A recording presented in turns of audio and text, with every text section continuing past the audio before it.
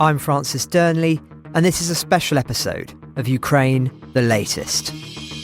Bravery takes you through the most unimaginable hardships to finally reward you with victory. If we give President Zelensky the tools, the Ukrainians will finish the job. Slava Ukraini! Nobody's going to break us. We're strong. We're Ukrainians. Today is a bank holiday in the United Kingdom, so we pre-recorded an interview with one of our most requested guests, Professor Sir Lawrence Freedman of the Department of War Studies at King's College London. A world-renowned expert on international history and strategic theory, he is well known as a commentator on all manner of security issues and the author of many books, including, most recently, Command, the politics of military operations from Korea to Ukraine. David sat down with him to discuss which country has the strategic initiative in this war, the ways the battlefront is likely to evolve over the coming months, and what experts have got right and wrong about the way the war has progressed. This is their conversation. Well, thank you so much for your time. Let's start with quite a broad question then. What's your view on the state of the front lines, the state of the war in May 2024? I don't think the war's quite at a turning point. The Russians have had the initiative for about 6 months now. They've done a certain amount with this initiative. They've made progress in the Donbass, more than the Ukrainians would have liked, perhaps less than they anticipated. And they've still got the initiative. And it's going to take time before the new kit and the new ammunition that the Ukrainians are getting from the Europeans and the Americans come through, although the fact that it is coming through allows them to use their stocks more rapidly than they might otherwise have done. But it'll take time, I think, for them to turn that around. They're clearly hampered by limitations on air defence. The air defences are still pretty successful, but not successful enough. And the loss of electricity transmission the other day is one indication of that. So they've done stuff. The success in the Black Sea is always worth noting. And the attacks on oil refineries is strategic, systematic, bothersome to Russia. Not decisive, but it's not unimportant either. So the Russians have still got the advantage, but maybe haven't done as much with it as was expected. And we'll see how they go over the coming weeks, months, when they still have an advantage. I think the problem for both is keeping the war going. The Russian economy is now flat out on a war footing, but there's little spare capacity, and I think they're peaking in terms of their ability to keep the front line supplied, and 2025 could be more difficult. Ukraine is clearly very dependent upon its European and American supporters. They've come through eventually, the Americans leaving it rather late. Will they carry on doing so next year? I think on the European side, probably. On the American side, it depends. I'm not even convinced if Trump wins that it necessarily means the US gives up on Ukraine, because a lot depends on the success or otherwise of his proposed peace plan. But as things stand, I think we're looking to a long war. There's no obvious basis for either side to make a decisive breakthrough. So the question is, at what point does one side decide that the continuing effort isn't worth it? I don't see the Ukrainians ever deciding that. I think they'll carry on. And that means that you're essentially looking at decisions in the Kremlin maybe sometime next year. When you said earlier that the Russians, despite having the initiative for the past 6 months, haven't done as much with it as people maybe expected, could you go into that a little bit? Why not? I think their methodology is incredibly cumbersome. They've got the advantage of glide bombs now, and these batter the Ukrainian forward positions. And then they just send loads and loads of troops over, and the Ukrainians can pick them off, and the casualty levels are appalling.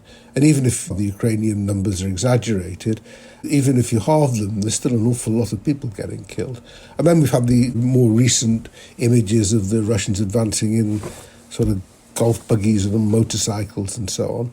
So I think their operational tactics are pretty crude. And while they've clearly adapted very effectively in some areas, jamming their own drones and so on, it's always unwise to underestimate, or indeed underestimate the stoicism of ordinary Russian troops who keep on going in despite knowing what's likely to befall them. If they'd had a bit of manoeuvre capacity, you would have expected them to encircle and push on and break through and so on.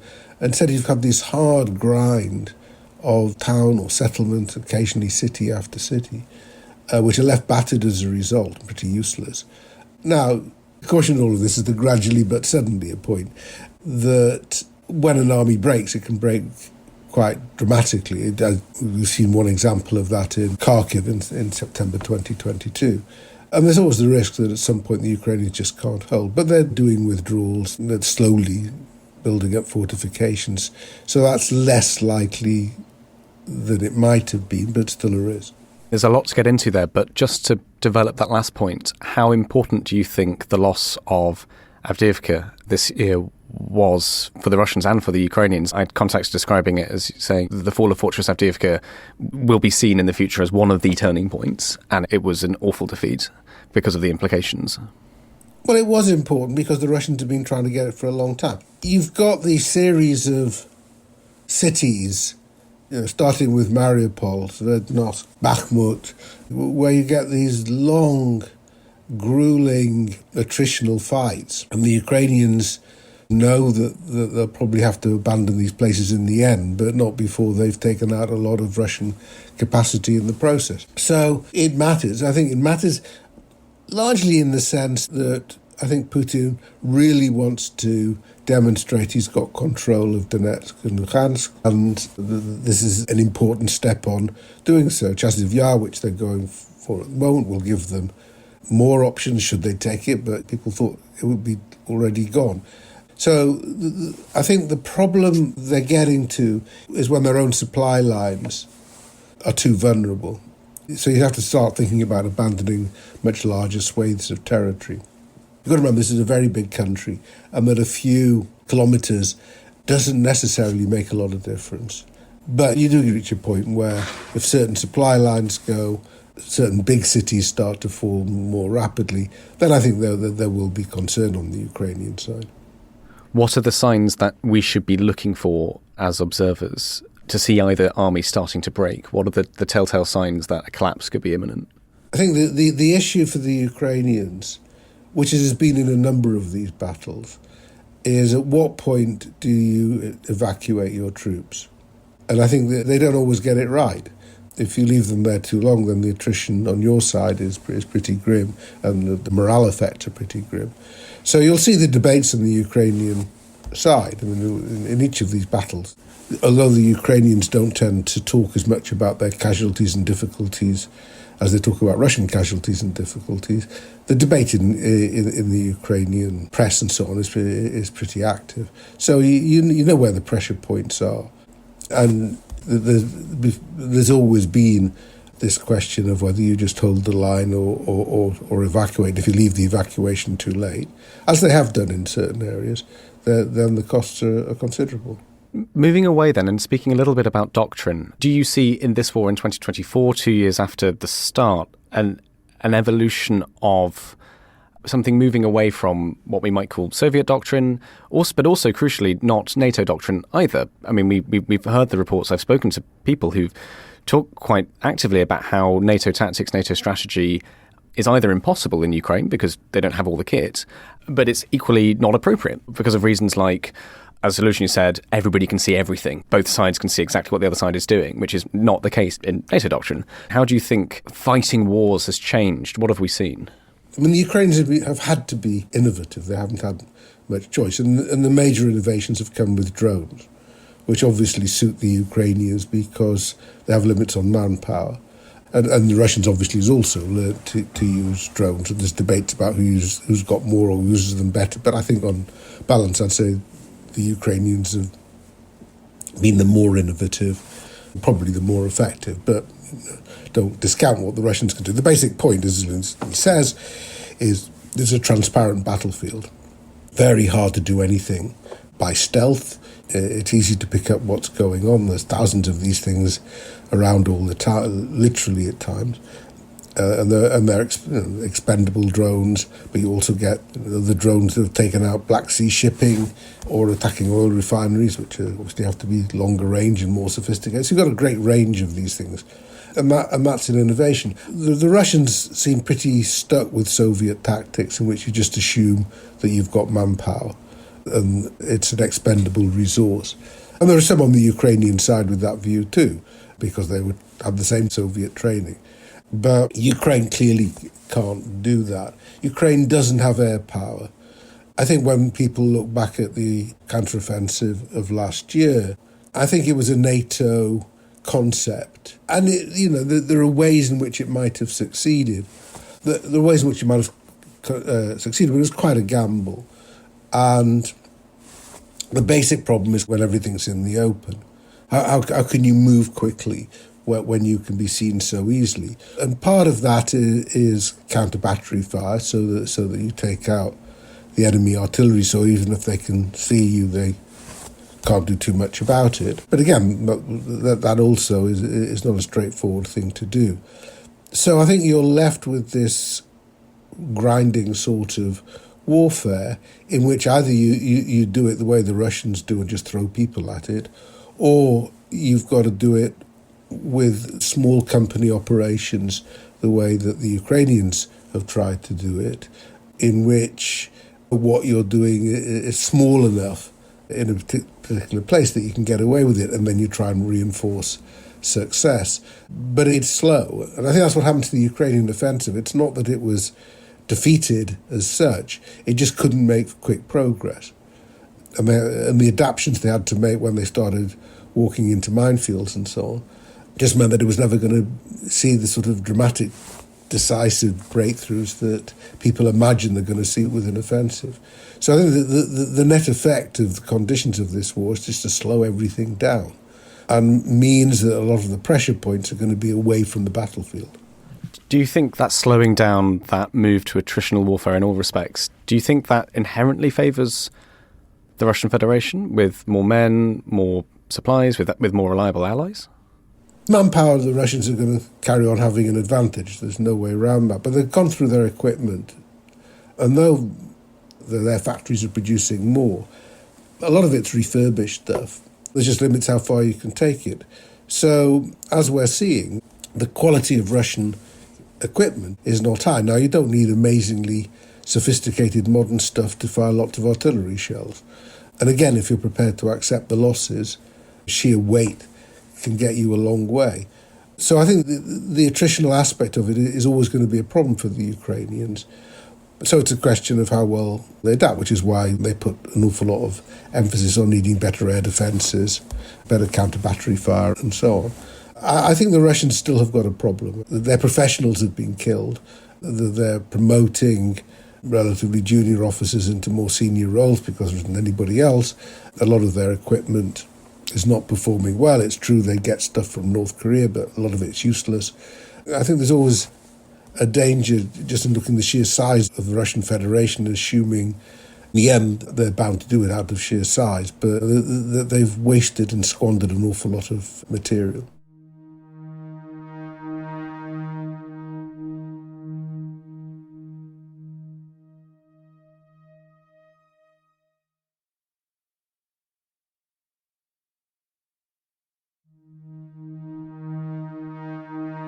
We're several months into Syrski's tenure as Commander-in-Chief, who obviously took over from Zaluzhny, who's been announced as the new ambassador to the UK.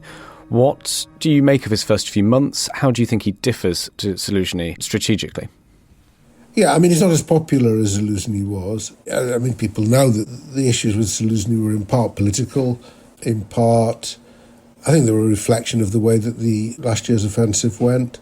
He was the commander, it didn't work out as hoped. He'd made big calls on protecting fresh units for the offensive and building them up, and it was probably unrealistic in some respects. So there's a combination of issues there, and the fact that he's coming to the UK indicates he's not been consigned quite to the outer darkness. He's still seen to have a role. His successor is, I think, seen as more old-fashioned in his methodology. One of the problems that the Ukrainians have with mobilization is not, as far as I can tell, an unwillingness to fight, but an unwillingness to fight in hopeless conditions. And I think Szczesny came with a difficult fight already underway. So he's been fighting a defensive battle. And you can't say he's been a great failure, but nor has he turned it round, and it would have been unrealistic to expect him to do so. So I think the real tests are yet to come, and there's a lot of innovation still going on the Ukrainian side. There are basic organisational challenges. There are basic problems which were evident last year about the ability to manage above quite small units, to command large operations, which they haven't been that great at. So there's a lot to do, and I think the general view that this year is one of blunting Russian attacks and then preparing for next year is correct, but it really does depend on how well they do the preparations. The delays in getting the mobilisation law passed, which is now passed, indicates the system isn't wholly functional in Ukraine. You mentioned there that the pressure points coming down the track for the Ukrainian armed forces. In the next year, where do you see those? If you look at what the Russians say, which is the source of the pressure points, what are the Russian objectives? To protect Crimea, to take the annexed provinces, but particularly Donetsk and Luhansk, and, if possible, to move on to take at least one more major city, of which Kharkiv is probably more realistic than Odessa or Kyiv. Now, I think we're going to find the latter pretty hard. So I think the Russian imagination on this doesn't go much further than taking more territory by whatever means and making life miserable for Ukrainians by attacking infrastructure and so on. So the challenge for the Ukrainians is to hold on to territory and to protect infrastructure, which requires improving air defences.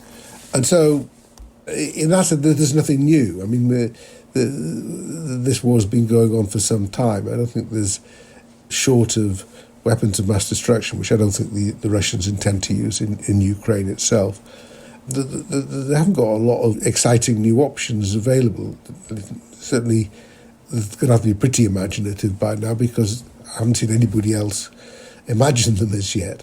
It's a grind for them, based on their assumption of superiority, and the Ukrainians have got to blunt it. The challenge for the Ukrainians is to find ways of hurting back. I think my view, which is not by any means universal, is that it's going to be very hard for the Ukrainians to win this war by breakthroughs on the ground. I mean, they can retake some territory, and hopefully they will. But pushing the Russians out and getting them scrambling back across the border is quite a big ask. But they can create a sense of futility in Moscow. What's the point of all of this? Where's it going? What have we turned ourselves into? The economy is booming at the moment because of high levels of military expenditure, but it's not productive expenditure. It's not investment into the long term of the economy.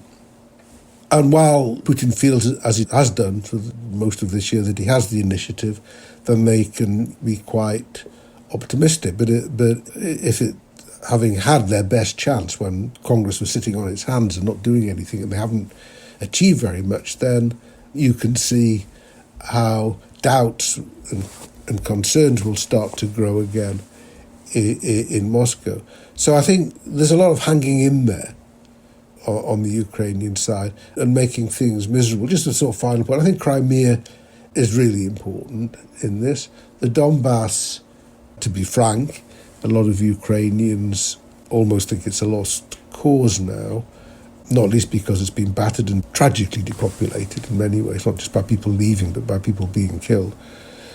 But Crimea clearly matters to Ukraine and it matters to Russia. And it's vulnerable. The Kerch Bridge is barely being used now.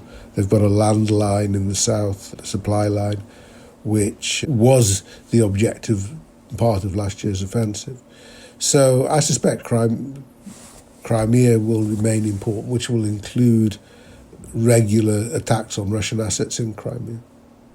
You mentioned in your answer there the use of weapons of mass destruction. Can we talk a little bit about the nuclear issue? Because it's something that every single time Medvedev or Putin says something about nukes, that we know the press will report it. We will report it because it's really scary and could change everything. What's your view on that? Yeah, Medvedev, he's become a court jester, sadly. Once is considered a serious politician. You look at what Putin says. Putin is actually quite cautious on the nuclear issue. He's absolutely consistent. The deterrent is there to stop NATO getting directly involved. And I think the fact that he has started talking about it a bit more recently is a reflection of the fact that they hoped that they could persuade Western countries to abandon Ukraine, or at least severely cut back support, and they haven't really succeeded in that. I mean, it's the supporters of Ukraine don't think it's enough, but it's an awful lot more than the Russians would like to see. And then you've had the chatter from Macron and now the Lithuanians and others that at some point maybe you're going to have to bolster Ukraine with Western forces in some way. And that is what Putin wants to deter. Whether he would actually use nuclear weapons in those circumstances, who knows? I mean, they tend to talk, even Medvedev, and sort of terrible things will happen. We do not know what they are yet, and so on. And so let people assume the worst. And the problem is that if Western forces do go into Ukraine, it won't be face-to-face fights with Russians. It'll be a training camp in Western Ukraine or something, because it makes more sense to train Ukrainians in Ukraine than bring them over to Western countries to get what often turns out to be pretty inappropriate training. So I think you could see some of that, and the Russians will have to work out what they do. I think they would certainly aim to attack any sites where Westerners were believed to be present in Ukraine. That would be the first deterrent. It would take a long time before you got to nuclear weapons, I think. The nuclear arsenal matters a lot to Putin. I don't think he's going to put it at risk for a marginal tactical gain. Stepping back a bit, as an analyst of this war and of war in general, what have you learnt over the past 2 years that's new to you? But also, if I can be slightly cheeky, what do you think you might have got wrong? Well, it's better to start with what I get wrong, because that's what you learn from. I have to say, I think I've got quite a bit right, but I certainly, like many others, including most Ukrainians, found it hard to imagine that the invasion would take place in the first place. By the time it did take place, I thought it was much more likely than I had done before, but I was still surprised, partly because I just couldn't see how Russia could subjugate Ukraine. That's still my view. So I think I was wrong, but for the right reasons. It was a foolish thing to do from Russia's point of view. I think I got too optimistic on Ukraine's behalf in August, September 2022. Not because the Ukrainians weren't doing well, but because I think it was a point where Putin had a choice about whether to double down, which is the route he took, or whether to accept the limitations on the military operation and look for a way out. So when the mobilization, when it came in late September 22, was pretty chaotic. So I think it took a while to adjust to the reality that the Russians were in it for the long term. But I think I picked up pretty quickly that Putin had boxed himself in with his annexations, and that was going to make the war very difficult to stop. So I think I was pretty cautious about the counteroffensive beforehand. You have to say that the Ukrainians' chances is what they're hoping to do, but I was looking at something I wrote at the time saying it was being looked forward to with a mixture of apprehension and hope, and I think that was right. I guess the other thing is that although, like most people, I assumed that at the end of this year it could get difficult, I didn't imagine that Congress would sit on its hands for so long, and certainly that made me much more pessimistic, and I'm sort of slightly veering back again. I mean, I think the stuff on drone warfare is fascinating. And I think what's interesting is the way we always knew drones would be important, but the move away from just thinking about these super capable drones to highly expendable, pretty cheap drones produced in their tens of thousands. I think that's one of the most interesting things to have watched. But basically, my approach to these things is pretty political. My interest is in how these things are viewed by policymakers, and inevitably this means Putin. And we spend an awful lot of time trying to work out what the hell's going on in this man's mind, which is a very difficult thing to judge. I feel I've got more of the measure of him now than I did 2.5 years ago. And it's not a particularly optimistic picture. But I think the danger for military analysts, I don't really see myself quite in those terms, is to forget the political context. And that view of how to follow a war seems to me to be vindicated in this case. The wars can end with great battles and decisive breakthroughs, but they can also end with somebody deciding that they need to get out of it. Just quickly before we finish then, you said you think you've got a better measure of Putin after the past 2.5 years. How so? Well, first, I think in a way it was apparent before, but it got clouded by all this stuff on NATO enlargement, and it was really defensive move against what the West was doing. Just how ideological, almost religious, the thing that he has about Ukraine is. It's almost as if the idea of an independent Ukraine is in the front, and that without Ukraine, Russia is not complete. And the civilizational aspects of this, that Russia now represents a form of civilization that's under threat from the decadent West. I think these elements, which a lot of international relations scholars and so on find it very difficult to get their heads round because they don't seem that important, are actually really critical.